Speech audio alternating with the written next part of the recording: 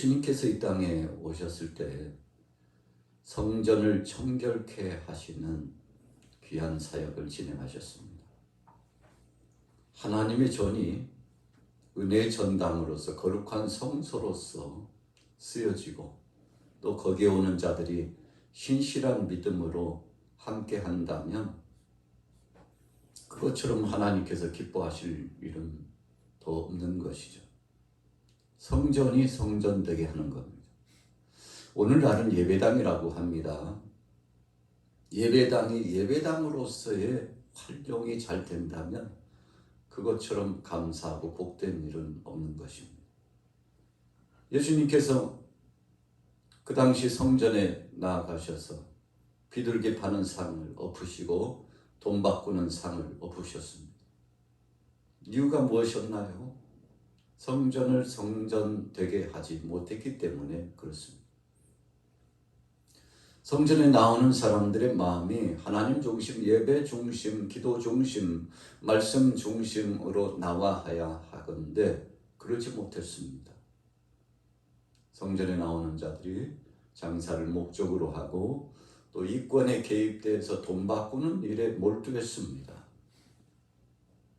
진실로 본질에는 관심이 없고 허상에만 관심이 있었다는 것입니다. 오늘 저와 여러분들은 어떻습니까? 주의 전에 나아갈 때 사모하는 마음, 예배당에 나아갈 때 예배자로서의 중심으로 헌신하고 정말 아름답고 복된 신실한 믿음을 가지고 나아간다면 우리는 참 주님이 기뻐하시는 하나님께서 친히 영광을 받으시는 귀한 백성들의 모습을 갖는 것이죠. 예수님께서 성전을 청결케 하신 다음에 말씀하셨습니다. 내 집은 만민의 기도하는 집이다.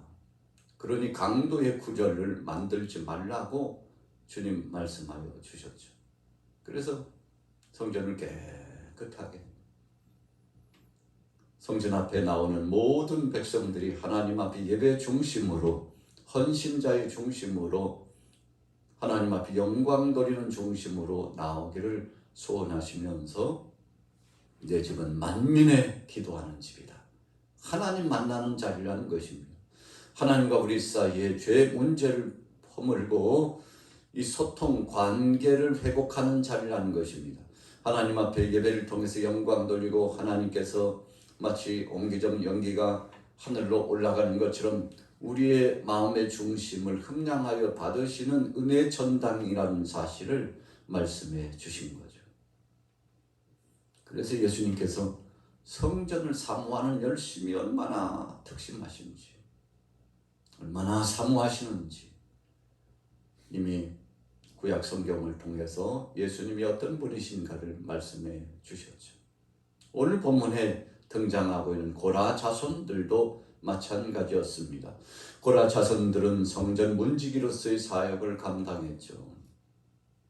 특별히 성전 문지기의 사역을 누구나 아무나 이렇게 일을 맡기지 않고 특별히 정한 자로서 이 귀한 사역을 감당하도록 했던 것이죠. 하나님 전에 문지기로서의 이 성스러운 사역을 감당했는데 만족했습니다. 감사했습니다. 하나님 앞에 영광 돌렸습니다. 여러분, 직업에는 귀천이 없다고 그러지 않습니까? 적어도 세상에 참 수만의 직업이 있다고 그래요. 그런데 그 직업군 가운데 만족하면서 감사하는 사람이 또한 그렇게 많지 않다고 합니다. 그래서 한 직장에서 오랫동안 머물면서 자족하고 감사하고 동거동락하면서 함께 직장 안에 있는 동역자들끼리 서로 위로하고 사랑하면서 배려하면서 그렇게 지내는 사람이 그리 많지 않다고 합니다. 이 평균 직장을 이직하는데 3년에서 5년 사이에 직장 이직을 많이 한다고 그래요.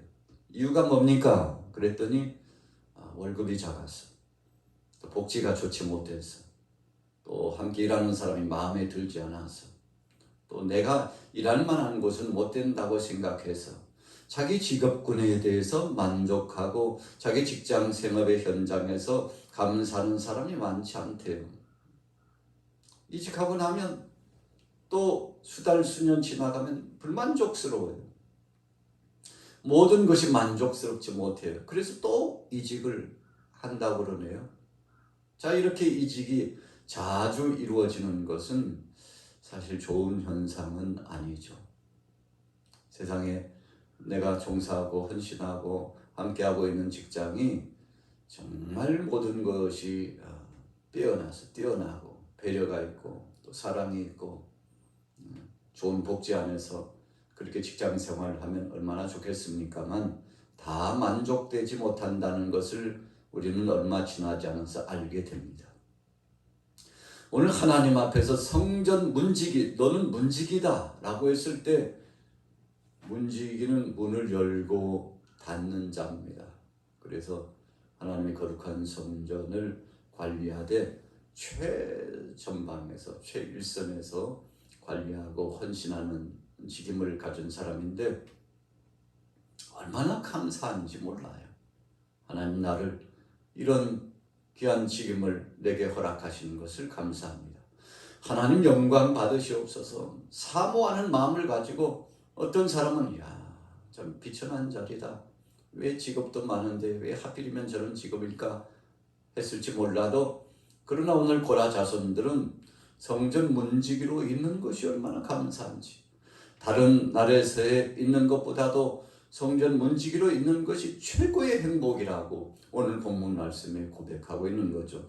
여러분 우리가 주의 전에 나와서 오늘날은 예배당에 나와서 여기서 예배하는 자리, 기도하는 자리, 말씀을 먹고 사랑하는 동역자들과 교제하는 이 자리가 감사해가지고 쓸고 닦고 이것저것 줍고 그렇게 해서 예배당을 환하고 쾌적한 환경으로 만들고 그리고 여기에 오고 가는 사람들에게 차도 나눠주면서 사랑의 이 마음을 주고받고 그리고 예배할 때 혹시라도 불편한 점은 없는지 예배 수종자가 되어가지고 함께 도움을 주는 이런 아주 귀한 사역을 감당한다면 이런 사람같이 아름답고 복된 사람은 없죠.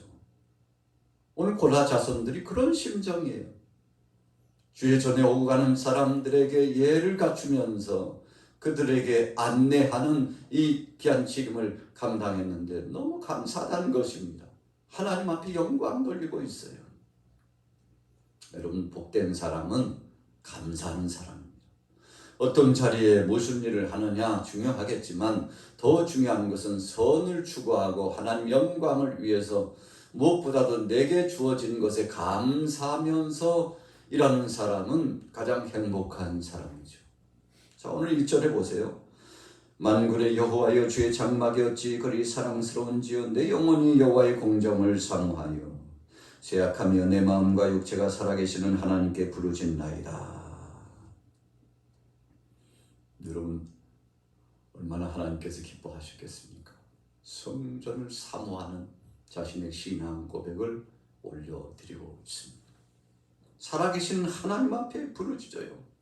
그 전에 나아가서 성전에 나가서 기도한다는 것, 거기서 섬김의 사역을 감당하는 것이 얼마나 행복하고 감사한지 우리가 구약 성경에 보면 바벨론 포로에 잡혀가는 유다 백성들을 목도해 보게 됩니다. 이미 130여 년 전에 아수르에 멸망당했던 북이스라엘은 쓰디쓴 아픔과 서러움 가운데 살아가죠. 나라를 빼앗겼다는 거, 나라가 멸망당해서 주권을 빼앗겼다는 것만큼 마음 아픈 일은 없죠. 유다 백성들도 그랬습니다. BC 586년에 나라가 패망하고 뿔뿔이 흩어져 가지고 바벨론의 포로화돼서 끌려갔는데 자, 이국 땅에 가서 본토 예루살렘을 생각해 보면 다 불타버렸어요. 성전도 불타고 또 성곽도 파괴되고 흔적도 없이 사라졌습니다. 맹수떼들만 우글거리는 황량한 예루살렘 거리가 되었습니다. 참 그 마음이 답답하고 힘들었겠죠. 그런데 바벨론에 끌려왔던 이 백성들이 마음속에 한 가지 생각을 했습니다. 우리가 본토 예루살렘에 가서 그 성전터 앞에서라도 예배했으면 좋겠다. 거기서라도 기도했으면 좋겠다. 마음은 소원이지만 이제는 돌아갈 수 없는 고향이 되어버렸습니다. 본토 시온이 되었습니다. 예루살렘이 되었습니다. 아름다운 성전이 더 이상은 볼 수 없는 그곳이 되었습니다. 그때 바벨론 지역에 있었던 많은 유다 백성들이 하나님 앞에서 기도하기를 소원하고 예배하기를 소원하고 갈 수는 없지만 다니엘이 그랬잖아요. 하루 3번씩 예루살렘을 향한 창을 열어놓고 하나님 앞에 기도했어요. 나중에는 이 간신배들에 의해 가지고 결국은 죽을 위기감에 봉착돼 가지고 이제 신상에게 절하라고 하는데 하나님 앞에 기도하지 말라고 중지 명령이 내려졌는데 어떡하나. 오늘이 어쩌면 마지막이 될 수도 있다고 생각하고 하나님 앞에 나가서 그날도 역시 감시하는 사람들이 있다는 거 알고 있었음에도 불구하고 오늘 현장에서 붙잡히면 잡혀서 사자의 밥이 될 수 있다는 거 알고 있었죠. 그러나 그럼에도 불구하고 오늘 죽으면 죽으리라 하고 하나님 앞에 나가서 그냥 기도가 아니라 성경에 보니까 감사하면서 기도했다고 그랬습니다. 여러분, 감사하면서 기도했어요. 오늘 죽어도 그 성전은 아니지만 예루살렘 그 시온의 영광스러운 고국 땅 예루살렘 성전이 있던 터를 바라보고서 하나님 앞에 기도하는데 무엇을 기도했을까요? 나라의 회복을 기도했을 겁니다. 또 무엇을 기도했을까? 여러분, 사랑하는 유다 백성들이 이국 땅에 왔는데 여기 이국 땅에 온 모든 백성들이 하나님의 은혜를 저버리지 않고 이제는 정신을 차리고 믿음 안에 나오고 정말 행복한 사람들이 됐으면 좋겠다고 생각했을 겁니다. 자, 거기서 끝나지 않았죠. 많은 유다 백성들이 회당을 지었습니다. 성전은 갈 수 없지만 우리가 모여서 말씀도 나누고 기도도 할 수 있는 곳이 필요하니 회당을 지어가지고 역사적으로 보면 예수님 계실 당시에도 회당이 나오고 예수님도 성전에도 가셨지만 회당에도 가셔가지고 말씀을 계속 풀어주시고 전해주셨지 않습니까? 병자도 고치고 하나님 나라의 말씀도 전하고 그리고 계속 양육의 과정, 이 가르치는 사역을, 이 3대 사역을 쉬지 않고 하셨는데 여러분, 이 회당이 바로 바벨론 포로 시대에 만들어진 거예요. 성전에 갈 수 없는 사람들이 임시 장소 회당이라도 여기에서 모여서 경건의 시간을 갖고 하나님 영광을 나타내고 주님이 이제 정해주신 그 날을 고대하면서 믿음을 지켜나가고 서로 위로했다는 것입니다. 여러분, 하나님의 거룩한 전을 사모하는 그 열심이 하나님께 상달된 아름다운 모습이죠. 자, 4절 보세요. 주의 집에 사는 자들은 복이 있나니 그들이 항상 주를 찬송하리다. 주께 힘을 얻고 그 마음에 시온에 데려가 있는 자는 복이 있나이다. 여러분, 이게 무슨 말씀입니까? 예루살렘 시온의 영광, 바로 성전, 하나님께서 영광 받으시는 예배의 자리, 기도의 자리, 그 은혜를 사모하면서 주님 앞에 서는 순간 마치 천국 문이 열려지는 것처럼 주님과 우리 사이에 은혜의 문이 열려지는데 이런 역사를 시온에 데려라고 하는 거죠. 순례자들은 예루살렘 밖에서 많이 이국 땅에서 살던 사람들이 1년에 몇 차 정해진 절기에 예루살렘으로 오는 자들입니다. 그런데 그들은 늘 마음속에 로망이 있어요. 사모함이 있어요. 꼭 이루고 싶은 소원이 있어요. 그 소원이 무엇입니까? 예루살렘 성전 근처에서 살았으면 좋겠다. 이 고향 땅에 들어와서 살았으면 좋겠다. 매일처럼 예배자로서 성전을 오가면서 하나님 앞에 영광 돌리는 자 되기를 소원한다. 여러분, 이런 마음이 있는데 이런 마음의 중심을 가지면 하나님께서 이 마음을 연락하시고 은혜 중에 함께 하시고 복을 내려주신다는 것입니다. 그래서 하나님과 우리 사이에 죄의 문제는 허물어지고 은혜의 문이 활짝 열려져 가지고 이 대로가 열려져 가지고 세례요한이 예수님보다 6개월 먼저 이 땅에 와서 주님이 오실 길을 닦고, 길을 닦는 사람이라고 그랬잖아요. 울퉁불퉁한 땅을 꽃갱이로 파내기도 하고 삽으로 이렇게 손질을 하기도 하고 호매질도 하고 해가지고 길을 닦아요. 아니 왜 이렇게 길을 닦습니까? 그랬더니 며칠 안 있으면 왕께서 행차하십니다. 왕이 타고 가시는 마차가 흔들리면 안 되잖아요. 왕이 거니시는 길이니까 평탄 작업을 한다 이겁니다. 그래서 어떤 때는 꽃도 심고 꽃길도 만들고 어떤 때는 먼지가 있으라 미리 물도 뿌려놓고 뭐 별 준비를 다 했을 겁니다. 여러분 그렇습니다. 사랑의 주님께서 임재하시고 함께 하시는 그 자리는 참 감사한 거죠. 그런데 세례요한이 이런 길 닦는 예수님께서 오실 그 길을 준비한 자라고 했으니까 예수님이 칭찬하셨잖아요. 여인이 낳은 자 중에 세례요한보다 큰 자가 어디 있느냐. 세례요한보다 큰 자가 없다. 예수님께서 칭찬하실 만큼 참 복된 삶을 살았던 사람 아니겠습니까? 오늘 고라 자손들도 마찬가지예요. 7절에 보세요. 그들은 힘을 얻고 더 얻어 나아가 시온에서 하나님 앞에 각기 나타나리라. 9절에 우리의 방패이신 하나님이여 주께서 기름 부으신 자의 얼굴을 살펴보소서. 주의 공정에서 한 날이 다른 곳에서 첫날보다 나은즉 악인의 장막에 사는 것보다 내 하나님의 성질에 문지기로 있는 것이 좋사오니. 여러분 하나님 앞에 감사하면서 영광을 돌렸습니다. 그래서 우리는요 이 땅에 살면서 정말 죄를 범하는 일이 아니라면 무슨 일을 주님이 내게 주시든지 감사함으로 해야 합니다. 예수님께서는 이 땅에 오셔서 3년 동안 공생의 사역을 진행하시면서 아버지께서 일하시니 나도 일한다 그랬어요. 예수님은 일을 즐겨 하셨습니다. 그래서 그랬을까요? 복음이 우리 대한민국에 이 조선 땅에 처음 들어왔을 때 믿음을 받아들인 이 크리스찬들이요 정신을 바짝 차렸습니다.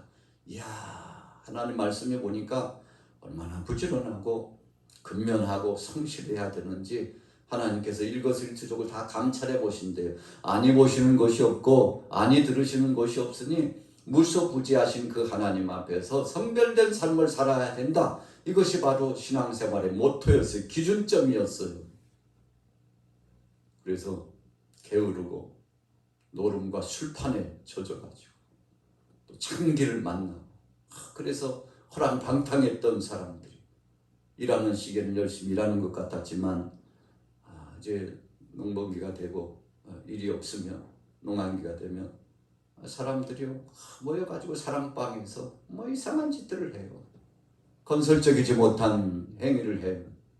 그 모든 모습들을 믿음이 들어가니까 다 버렸어요.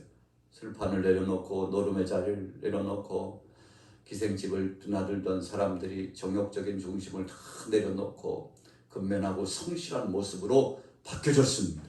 복음이 들어오니까 바뀌어졌어요. 주님의 말씀을 받으니까 바뀌어졌어요. 오늘 본문 말씀 뭐라고 그랬습니까?